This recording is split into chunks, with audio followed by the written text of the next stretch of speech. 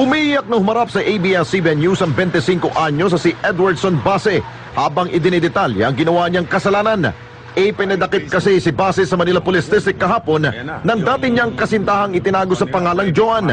Ito'y matapos i-post ang suspect sa Facebook ang kanilang sex video para ipam-blackmail sa dalaga. Ayon sa 20 anyo sa biktima, hindi raw kasi matanggap ni Base na may bago na siyang kasintahan. Kaya naman, matapos maberipika ng pulisya ang sumbong, agad dinakip ang suspect. Na-pressure po yung babae kasi nag-upload daw siya ng illicit video nila nung may relasyon pa silang dalawa. Na-upload niya doon sa Facebook account ng babae. Makikipagkita ka sa akin at ma-maintain mo ulit yung pag-relasyon natin. Hindi naman nagsisisi si Base sa kanyang ginawa. Paraan daw niya ito para makapaghiganti sa dating nobya. 4 na taon na raw niyang minahal ang nobya pero niloko raw siya. I love the girl so much and I hate the fact that she fooled me as well as the victim. I was fooled and blinded by love.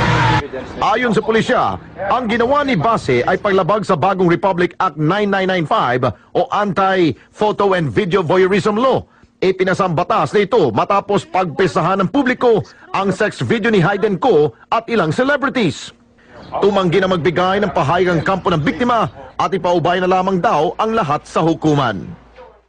Pansamantala muna nakakulong ang suspect na si Edward habang hinihintay ang paglitis sa kanyang kaso. At kung mapatunayan man siyang guilty sa kanyang kasalanan, makukulong siya ng 3 hanggang 7 taon.